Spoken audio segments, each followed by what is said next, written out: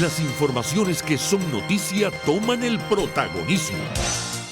Comienza Informe RCR. Muy buenos días, hoy es 23 de mayo de 2019 y esto es Informe RCR, que llega a ustedes a nombre de Jaime Nestares en la dirección general de la estación, de Willy Zarcaya en la gerencia de producción, de Jackson Vargas en la coordinación de redacción. En la producción de ese espacio, Marilia García. En la dirección técnica está César Arteaga. Les saluda Argenis Barreto a nombre de todo el equipo. Les recuerdo que nos pueden ver en YouTube, en la cuenta rcr.tv. Los invito a que nos den un me gusta y también se suscriban. Vamos ya a iniciar nuestra ronda informativa del día de hoy. El Comité de Relaciones Exteriores del Senado de Estados Unidos aprobó por unanimidad un proyecto de ley que busca aumentar hasta $400 millones la ayuda humanitaria a Venezuela. Más detalles con nuestros colegas de La Voz de América. Dos proyectos de ley bipartidistas presentados este miércoles en el Senado y en la Cámara de Representantes de Estados Unidos avanzaron con la aprobación en la Comisión de Relaciones Exteriores y en la Comisión Judicial respectivamente. En el Senado se trata del proyecto denominado Ley por la Verdad, que busca otorgar, entre otras cosas, $400 millones en ayuda humanitaria para atender la situación en el país sudamericano y en los países receptores también de inmigrantes venezolanos. También prevé este proyecto de ley levantar sanciones a funcionarios del gobierno en disputa de Nicolás Maduro que cambien su conducta y asimismo endurecer las condiciones de visado a familiares y oficiales del gobierno socialista. Aquí en la Cámara de Representantes, los miembros de la Comisión Judicial aprobaron un proyecto de ley que otorgaría el estado de protección temporal o el TPS a los venezolanos que viven aquí en Estados Unidos. Este beneficio le daría la oportunidad a los venezolanos indocumentados de permanecer legalmente en territorio estadounidense de manera temporal. Ahora bien, esto no significa que estos dos proyectos se conviertan en ley esta noche. Lo que queda por delante es un proceso largo en el Congreso. Primero, deben ser aprobados en el Pleno del Senado y posteriormente en la Cámara de Representantes. Y finalmente deben contener también el apoyo del presidente Donald Trump. De esa manera, podrían convertirse en ley aquí en Estados Unidos. Las discusiones son consideradas un logro y un avance por los legisladores de ambos partidos que se oponen al gobierno en disputa de Nicolás Maduro. Mientras tanto, en Caracas, el gobierno socialista rechaza las acciones de cualquier manera que Estados Unidos encamina desde cualquier rama del gobierno.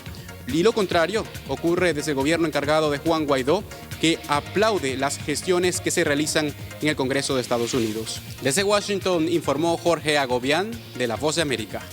9:03. El ministro español de Asuntos Exteriores, Josep Borrell, cree que no habrá más remedio que establecer contactos entre el gobierno y la oposición venezolana en el marco de la crisis política que enfrenta nuestro país. El canciller español apunta a que la mediación que lidera Noruega puede ser la solución y espera que así sea. También admite que los europeos han vuelto a ser muy lentos al reaccionar ante la crisis venezolana. Las cosas de Bruselas, explica, a veces son desesperadamente lentas, y hasta que Guaidó no se autoproclame, estábamos allí, revisando la última coma de la posición europea.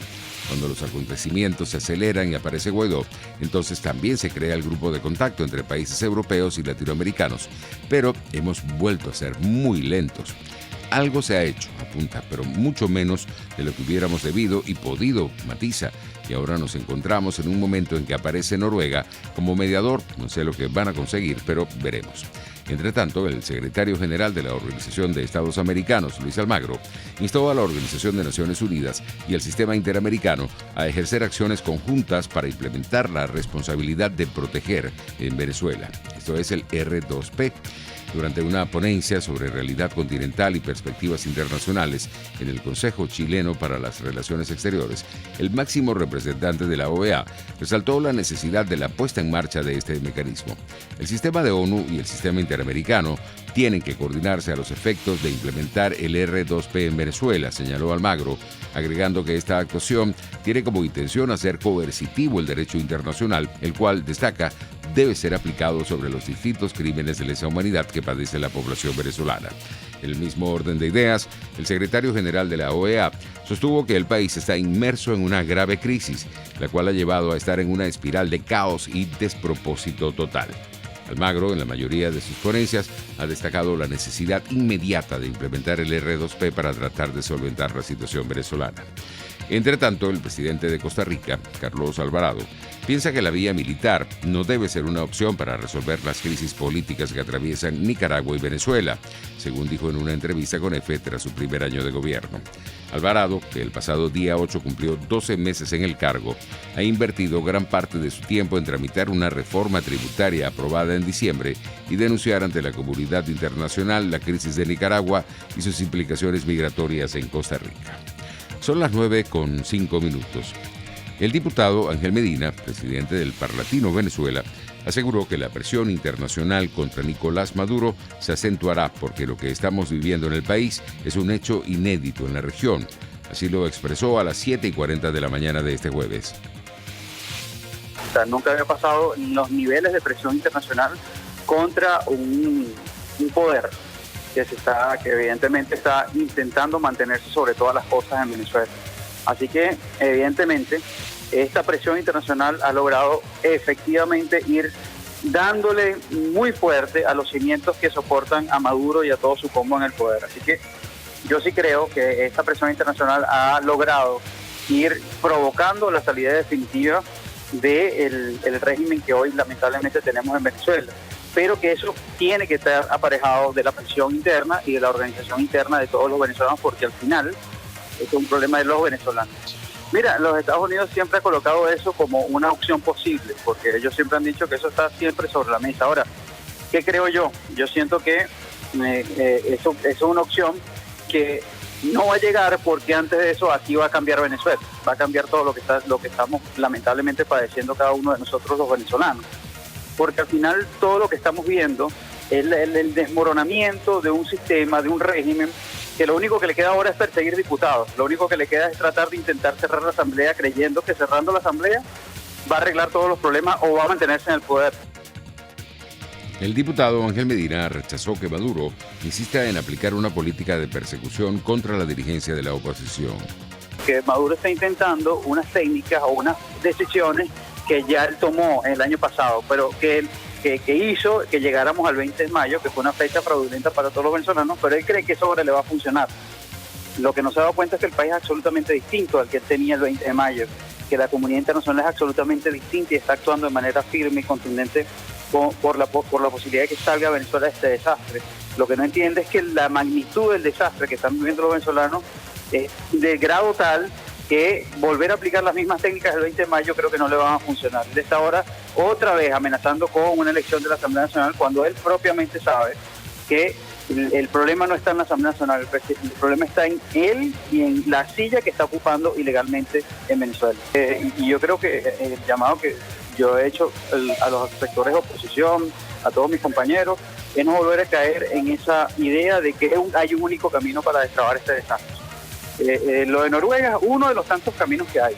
El grupo de contacto es un camino, el grupo de Lima es un camino, las presiones en la Organización de Estados Americanos es otro camino, la movilización interna en Venezuela es otro camino. Es decir, creo que sería un error que viéramos en principio que hay un solo camino para destrabar y que ese único camino está en Noruega. Y esa es la primera percepción, lo primero que tengo que hacer. Entendiendo eso así, es que tenemos que avanzar en lo que exista o en lo que se plantee con una visión muy clara. La visión es permitir que los venezolanos puedan decidir libremente. Hubo más reacciones internacionales. Carlos Holmes Trujillo, canciller de Colombia, enfatizó el llamado a la comunidad internacional para que contribuyan en los objetivos de libertad establecidos por el presidente encargado Juan Guaidó. Trujillo indicó que el gobierno del presidente Iván Duque solicita a los países democráticos para que ejerzan mayor presión sobre el régimen de Maduro y así poder finiquitar el cese de la usurpación. Cabe destacar que desde el inicio, Colombia ha sido un aliado importante para Guaidó, ya que su territorio ha sido punto de resguardo de la ayuda humanitaria y de los cientos de militares que decidieron ponerse del lado de la Constitución. 9:09. Iñaki Anasagasti, ex senador por el Partido Nacionalista Vasco, calificó de negativa la gestión diplomática que ha tenido el ex embajador de España en Venezuela, Raúl Morodo, señalado en ese país europeo de estar presuntamente relacionada con lavado de dinero en PDVSA. Bueno, yo puedo decir que nosotros hemos tenido una relación tormentosa con el embajador Raúl Morodo que es un personaje de la política española perteneciente al Partido Socialista Popular, que luego se integró en el Partido Socialista Obrero Español, el partido de Bono, el que fue ministro de Defensa, y que, bueno, pues se le reconocía como una personalidad de la transición política española de pasar de la dictadura de Franco a la democracia. Y fue embajador, no siendo de la carrera diplomática, en Lisboa y en Caracas. Yo hablé de este tema con el canciller Moratinos y me dijo que el Raúl Morodo le había pedido la embajada en Cuba, pero que, bueno, pues no se la habían dado. Se la habían dado la de Venezuela porque querían que era más conflictiva y que podía jugar un papel más determinante habida cuenta de lo que había ocurrido aquí en España con la transición política de dictadura a democracia. Pero bueno, se equivocaron porque Raúl Morodo parece que se acomodó, escribió un artículo en el diario El País en favor de Chávez y su régimen, y nosotros fuimos de observadores a aquellas elecciones legislativas donde la oposición no se presentó, y fuimos una delegación del Congreso de los Diputados y del Senado de España, y el embajador de España no nos recibió en el aeropuerto ni nos despidió, cosa que luego le criticamos, porque un embajador tiene la obligación de recibir a una delegación institucional como era la nuestra. El ex senador Iñaki Anasagasti destacó que cuando Raúl Morodo fue embajador en Venezuela, actuaba de una manera que no correspondía a su cargo diplomático al no facilitar contactos con la oposición, pero sí con el oficialismo. Y sí nos organizó una reunión con representantes del gobierno de Chávez en la propia sede de la embajada. Aquí nos pareció una anomalía y yo personalmente escribí un informe diciendo que aquello que no tenía ningún sentido, que no parecía el embajador de España, sino que parecía un agente del gobierno venezolano vinculado a Hugo Chávez, ¿no? Posteriormente, pues tuvo pues intervenciones pues muy poco solidarias. Por ejemplo, cuando en el estado de Yaracuy la Gorisleña y todos aquellas empresas de alimentación que tenía la Comunidad Canaria fueron expropiados de mala manera y mal pagados y no querían pagar, nosotros le pedimos al gobierno que a través del embajador pues presionara al gobierno de Chávez para que eso, por lo menos, si lo expropiaban, que le pagaran la expropiación, ¿no? Pero veíamos que era un personaje que actuaba muy a remolque de los acontecimientos e hicimos una moción de censura contra el propio embajador Raúl Morodo, y recuerdo que estando en el Palacio de Miraflores le preguntaron por la iniciativa que hemos tenido nosotros en el Senado, pues que estaba suscrita por varios partidos políticos. Él dijo que el Senado de España no pintaba nada y que lo importante era lo que le decía el Ejecutivo, y que él había sido nombrado embajador por el Ejecutivo, por Zapatero en concreto, y que él no tenía por qué responder al Senado. O sea, que una contestación más propia de un chavista que de un demócrata, ¿no? En otras informaciones tenemos que Francisco Valencia, coordinador de la ONG Coalición de Organizaciones por el Derecho a la Salud y a la Vida, Codevida, rechazó las declaraciones del ministro de Salud, Carlos Alvarado, quien aseguró que la crisis que vive el país en esta materia es producto de las sanciones de Estados Unidos. Es el lenguaje que viene aplicando el gobierno desde hace años. Ellos mismos, a través de todos los ministros que han pasado por el Ministerio de Salud, han tratado de achacar la corrupción, la negligencia, la poca importancia que le han dado el tema de salud en Venezuela a unas supuestas sanciones, cuando esta crisis, como tú dices, venimos denunciándola desde el 2015, cuando no existía ninguna sanción. Ya habían escasez de medicamentos, habían protestas de personas con condiciones de salud crónica. Ya empezábamos a alertar a la comunidad internacional lo que estaba ocurriendo en Venezuela y lo que podía pasar en los próximos años si no se tomaban los mecanismos de implementación inmediata. Y fíjate lo que estamos el día de hoy, una emergencia humanitaria de complejidades jamás vistas. Ya muchos países han calificado que Venezuela vive una situación devastadora, un país que tiene un caso único.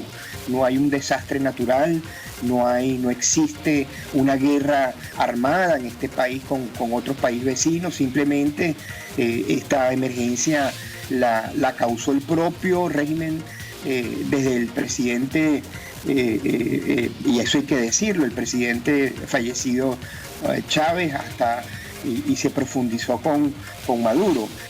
En este sentido, a las 7:20 de la mañana de este jueves, Francisco Valencia, coordinador de Codevida, destacó que todos estos hechos que violan los derechos humanos están debidamente registrados. Que se han mandado a la comunidad internacional están desde 2015. En fin, en vez de estar justificando, lo que tienen que estar es trabajando en ahora cómo aliviar y solventar el tema de la emergencia que tanto daño está causando a la población venezolana, no solamente daños irreparables a la salud física, emocional de los venezolanos por no contar con tratamientos, acceso a un hospital digno, a una operación necesaria, en fin, estamos ante una situación. El gobierno pretendió dar una imagen mundial a decir que permitía la cooperación internacional a través de la Cruz Roja y solo ha llegado un solo avión hace casi más de 35 días a Venezuela, que el misma Cruz Roja dice que podía aliviar a 650.000 personas cuando en Venezuela hay más de 18 millones de personas que tienen serias dificultades para acceder a servicios de salud en nuestro país. 9:16. A esta hora hacemos contacto con INAME. Tenemos en línea al pronosticador de guardia, Luis Izaguirre, para que nos dé el estado del tiempo. Muy buenos días, Luis. Sí, buenos días, Reni, para ti y todos los oyentes de Radio Caracas. Sí, tenemos nubosidad de precipitaciones, en especial lo que es el occidente del país, igualmente hasta la zona central, y occidental, pero también con precipitaciones pueden salir con tormentas eléctricas y apaga el viento. Para Gran Caracas, para hoy, cielo parcialmente nublado, incrementándose la nubosidad a final de la tarde-noche por efecto del calentamiento diurno. Una temperatura máxima para hoy que puede estar alcanzando los 30 grados centígrados y mínima para la madrugada de mañana de 20 grados centígrados. El viento del este con velocidad entre 5 y 15 kilómetros por hora. El oleaje en la costa venezolana estará oscilando entre 0.5 y 1.5 metros de altura. Bien, amigos y amigas oyentes de RCR, así están las condiciones meteorológicas. Hablo para ustedes, Luis Aguirre, desde el INAME. Adelante, Argenis. Muchísimas gracias, Luis, por este contacto. Y antes de ir a publicidad, tenemos otras informaciones. Soleil Zambrano, hija del primer vicepresidente de la Asamblea Nacional, Edgar Zambrano, aseguró que desde hace 15 días no tiene conocimiento sobre el estado de salud de su padre, ni mucho menos dónde lo tienen. Por tal razón, exigió a las autoridades que le sean respetados sus derechos humanos. Son más de 300 horas de incertidumbre y de zozobra. Las autoridades correspondientes no han querido brindar información sobre este caso, agregó su hija. El diputado Zambrano en ningún momento se entregó. Mi papá lo que hizo fue atrincherarse. Muchas personas han tratado de cambiar la manera de lo que pasó ese 8 de mayo. En ningún momento mi papá se escondió, explicó de forma precisa. En otras informaciones tenemos que Zuleima Medina, esposa del mayor general Miguel Rodríguez Torres, fue golpeada y torturada por funcionarios de la Dirección General de Contrainteligencia Militar. Esto lo denunció la fiscal en el exilio, Luisa Ortega Díaz. A través de su cuenta de Twitter, Ortega Díaz denunció que el estado de salud de Medina es grave y no le quieren prestar atención médica. 9:18, hora de ir a publicidad y regresamos.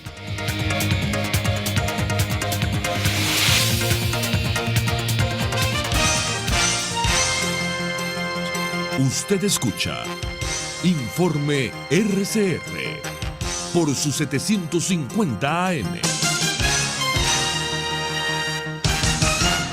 Puede seguirnos en nuestras redes sociales. En Twitter, @RCR750, la radio que se ve. En carnavales, Semana Santa, vacaciones escolares y navideñas, aprovecha las promociones y ofertas de Cauchera Fran Luis en RIM 13, 14, 15, 16, 17 y para camiones en cauchos nacionales e importados a precios insuperables. Final Avenida Baral, pasando la estación de servicio y al lado del banco. Teléfono 0416-607-6406. Cauchera Fran Luis, tu mejor opción. Las lesiones articulares o musculares son más frecuentes de lo que piensas. La Unidad de Cirugía Articular y Medicina Deportiva, Haroldo Macareño y Guillermo Rangel, cuenta con el mejor equipo de traumatólogos reconocidos por la Sociedad Norteamericana de Artroscopia. Ubícalos en la Policlínica Metropolitana o al 0414-305-8176. Superar tu lesión es nuestro compromiso.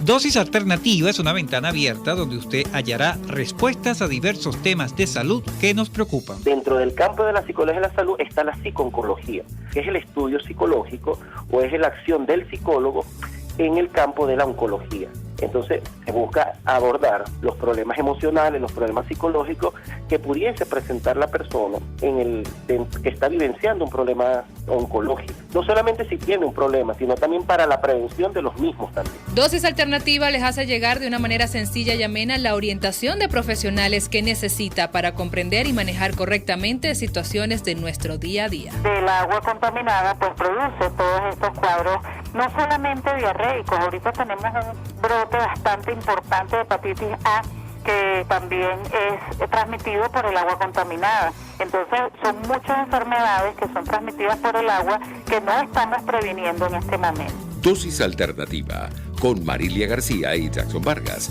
de lunes a viernes a las 9:30 de la mañana, solo por RCR y rcr.tv, la radio que se ve.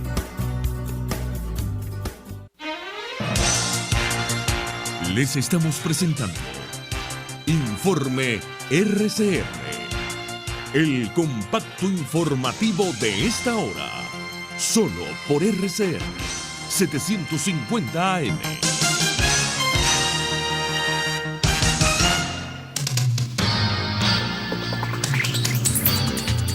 En materia internacional tenemos que los europeos están llamados desde este jueves y hasta el domingo a las urnas para decidir la composición del Parlamento Europeo para los próximos 5 años, en una cita que encara el reto de formar mayorías europeístas capaces de resistir la agenda antieuropea y de extrema derecha de nuevos grupos que se prevé entren con fuerza al Parlamento. La cita arranca este jueves en el Reino Unido y Países Bajos, aunque la mayoría de los países de la Unión Europea celebrarán los comicios el domingo. Theresa May, la primera ministra que debió concluir el Brexit en marzo, será, sin embargo, la primera líder de la Unión Europea, junto al neerlandés Mark Rutte, en votar en estas elecciones europeas. Pasamos a Brasil. El presidente Jair Bolsonaro ratificó ciertos puntos de su decreto sobre el porte de armas en la vida pública, que fue parte de su programa de campaña. Nuestros colegas de Radio Francia Internacional nos amplían. El decreto del 7 de mayo pasado que autoriza el porte de armas en la vía pública a diferentes categorías, si bien se trata de una promesa de campaña, ha sido fuertemente cuestionado ante la justicia por la sociedad civil y suscitado polémicas que obligaron a Bolsonaro a limitar el acceso a determinados tipos de armas. Para Cristiano Guedes, que vive en Río de Janeiro, se trata, sin embargo, de una buena iniciativa. Creo que es importante. Existe una tasa enorme de criminalidad en el país y si la población tiene la posibilidad de armarse, necesariamente la criminalidad disminuirá. Es lógico. Otros cariocas, en cambio, como el abogado Fabricio de Oliveira, estima que el porte de armas no es la mejor solución para combatir la violencia. Pienso que es peligroso, que no es la solución para el país. Prefiero más bien defender la educación y mejorar la seguridad pública. En la próxima semana, la Corte Suprema debe determinar si el decreto presentado por Bolsonaro es o no constitucional. El martes pasado, 14 de los 27 estados publicaron una carta abierta publicando públicamente esta iniciativa. Brasil, recordemos, registra una tasa de más de 30 homicidios por cada 100.000 personas, cifra 3 veces superior a lo que Naciones Unidas considera violencia endémica. En Estados Unidos, el presidente Donald Trump amenaza con bloquear la negociación de políticas e inversiones si los demócratas persisten en las investigaciones. La Voz de América con el reporte. La jornada política empezaba caldeada en Washington este miércoles. Creemos que el presidente de Estados Unidos está involucrado en un encubrimiento. La presidenta de la Cámara de Representantes, Nancy Pelosi, hacía referencia así a las sospechas de los demócratas de que Donald Trump cometió un delito de obstrucción a la justicia durante la investigación de la trama rusa y lo hizo poco antes de acudir a la Casa Blanca para debatir materias legislativas con el mandatario. Sin embargo, según la líder demócrata, el presidente no dio pie a esa discusión. En su lugar, Trump sorprendió con una imprevista comparecencia. En vez de entrar feliz a una reunión, me encontré con gente que acaba de decir que estaba encubriendo algo. Yo no encubro nada. Trump instó a los demócratas a que dejen de investigarlo si quieren que trabaje con ellos en el Congreso, una amenaza que no tardó en compartir en las redes, y es que no hay que olvidar que ya se encuentra en campaña de cara a su posible reelección en 2020. De todas formas, rezo por el presidente de Estados Unidos y rezo por Estados Unidos. Esta nueva trifulca enciende aún más la tensa relación entre Donald Trump y Nancy Pelosi, que desde la Cámara de Representantes ha estado presionando para que altos funcionarios de la administración acudan a declarar al Congreso. La finalidad es esclarecer si el mandatario intentó obstruir a la justicia y abrir la puerta a un juicio político que eventualmente podría acabar con su presidencia. Bricio Segovia, Voz de América, Washington. Así estamos llegando al final. También debo agradecer las palabras de ayuda que nos dan los oyentes a través del chat de rcr.tv. Nos dice Juan Carlos Grossi: solidaridad total con la pionera de la radio en Venezuela. Ustedes son únicos. Muchísimas gracias por estar allí. Nos veremos mañana.